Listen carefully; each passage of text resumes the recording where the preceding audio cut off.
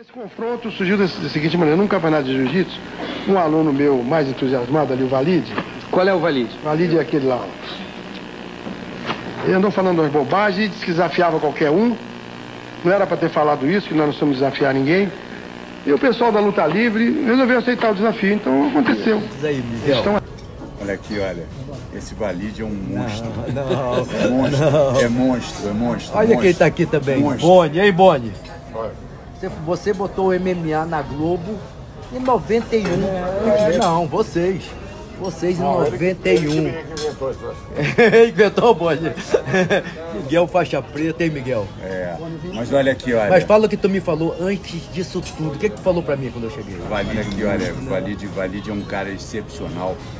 O primeiro evento que nós fizemos em televisão aberta 91. Em 91, que eu conversei muito com o Boni. Mas eu estou dizendo que nessa época, então, nós conseguimos lá e o Boni botou na primeira vez em televisão aberta, talvez no mundo, um evento no como mundo, esse. não.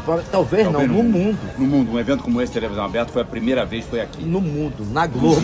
Na Europa, na Ásia, em todos os lugares do mundo. Valeu, Isso Miguel. é uma coisa fantástica. Miguel Pires Gonçalves e Boni. As feras que começaram esse esporte em 93 foi criado e que se transformou num negócio que salvou a vida de milhares de garotos brasileiros. Isso é fundamental também, que hoje são professores, são donos de academia nos Estados Unidos. As diferenças eram resolvidas a portas fechadas, geralmente numa academia. Até que a ousadia de um amazonense, que nem era o mais graduado dos lutadores, começou a mudar o rumo dessa história. E eu fui participar de um campeonato que na época estava tendo uma divulgação muito grande, que era a Copa Nastra. Aí eu tive a oportunidade pela primeira vez de falar no jornal. Falei, olha, eu desafio qualquer um, de qualquer modalidade de luta, para lutar contra o jiu-jitsu, porque o jiu-jitsu é a melhor luta e nós vamos provar isso. E o Valide era uma pessoa bem polêmica, muito esperto, né? Muito, esperto, marqueteiro, né? E nós falamos assim, vamos dar essa resposta, é a hora a gente bater de frente. A turma da luta livre entendeu o recado e invadiu um campeonato de jiu-jitsu para comunicar que aceitava o desafio. Eu acho até que eles não vieram com a intenção de brigar, de causar um tumulto maior, mas só a presença deles no campeonato de jiu-jitsu já causou um alvoroço. O couro podia ter comido ali mesmo, né? Então o que acontece? Então nós estávamos preparados psicologicamente para tudo, mas não houve. Se não houve, foi graças à experiência de Carson Gracie, treinador de jiu-jitsu e um dos lutadores mais respeitados da família Gracie. Foi ele quem acalmou os ânimos e tomou a frente das negociações para definir os confrontos do desafio. Seriam 5 lutas, viraram 3. Uma delas, a cara da rivalidade. De um lado, Valide Ismail, o desafiante. Do outro, Eugênio Tadeu, expoente da luta livre e que em 1984 já tinha vencido uma luta contra um atleta do jiu-jitsu, o faixa preta Renan Pitangui. O Eugênio, pra gente, era o verdadeiro demônio. Ele era o único cara da luta livre que tinha vencido o jiu-jitsu. Então, pra gente, isso era o fim do mundo. E o Eugênio era marrento. Matéria de marra, não. Eu tinha atitude. E marra é quando é um cara mal educado e frouxo, né? E nunca fui frouxo e nunca fui mal educado. Então, marra eu não tinha nenhuma. Eu tinha muita atitude, como tenho até hoje. Depois de muitos adiamentos, o desafio foi marcado para acontecer num clube na zona norte do Rio. No dia 31 de agosto de 1991, um sábado, o Vale Tudo foi exibido pela primeira vez em uma TV aberta, em horário nobre.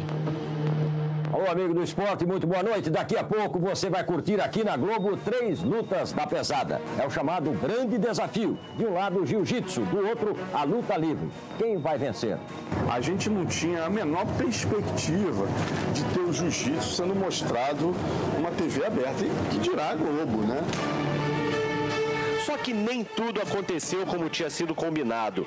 Logo na primeira luta entre Valide e Eugênio, algumas regras não foram respeitadas. E o que era para ser uma competição de luta esportiva passou bem longe disso. E pelo regulamento, não é permitido o soco de mão fechada. Mas o que se vê neste primeiro combate é que os dois lutadores, principalmente o Valide, infringem o regulamento. Não podia cabeçada, não valia soco, só podia tapa, tinha período de luta. Se o confronto não tivesse finalização e não tivesse local, tinha ser empate. No entanto, na hora do confronto e da luta, não houve nada disso, né? No fim do segundo round, Valide e Eugênio caíram fora do ringue. Valide foi retirado da confusão, mas Eugênio permaneceu no chão. O juiz da Federação Carioca de Jiu-Jitsu abriu contagem e Valide foi declarado vencedor. Até hoje, a decisão gera desconforto. Teve porque eu caí do ringue e fui juntado por algum adepto do jiu-jitsu, né? E não deixaram voltar ao ringue, né? Na verdade, o que se tinha que ter feito? Devia ter que ter vindo ali, né? Para poder ter uma imparcialidade ou a própria segurança separar, para poder até me restabelecer, para poder voltar para lutar. E muita gente falou, não deixaram ele voltar. Só se foi o treinador dele, porque o Eugênio fica abraçado no treinador. Se você ver a imagem, aquele é o treinador dele, não tem ninguém segurando. É ele abraçado no treinador dele. Ele estava sem forças para voltar e não conseguiu voltar. Isso é um fato, porque as imagens não mentem. Nas outras lutas, Murilo Bustamante derrotou Marcelo Mendes. Fábio Gurgel venceu Denilson Maia. 3-0 para o jiu-jitsu. Grande vencedor, Fábio Gurgel. 30 anos depois, prevalecem o respeito e o espírito guerreiro. A rivalidade é coisa do passado. O pessoal do jiu-jitsu é um pessoal que eu gosto muito, me respeita muito e não tenho nada contra, pelo contrário, são meus amigos queridos, tá? E hoje eu fico feliz que a luta livre também está muito bem, entendeu? Porque na realidade são grandes irmãos que foram importantíssimos para o desenvolvimento do esporte. E com isso, obviamente, os caras com grande influência empresarial, surgiu o UFC, lógico. Os caras inteligentes, né? Fizeram a jaula, né? Viajaram para os Estados Unidos, né? Colaram com um astro de Hollywood. E surgiu que hoje é o marco das artes marciais, que é o UFC. Sem dúvida alguma, o Vale Tudo do Grajaú em 91 foi a semente de toda essa história que a gente vai ter na sequência, né? Depois de 91, a gente tem a explosão do jiu-jitsu já em âmbito mundial com o UFC, com o Royce Gracie, né? Mas tudo começa indiscutivelmente com o Vale Tudo do Grajaú em 91, que é um marco na história das artes marciais.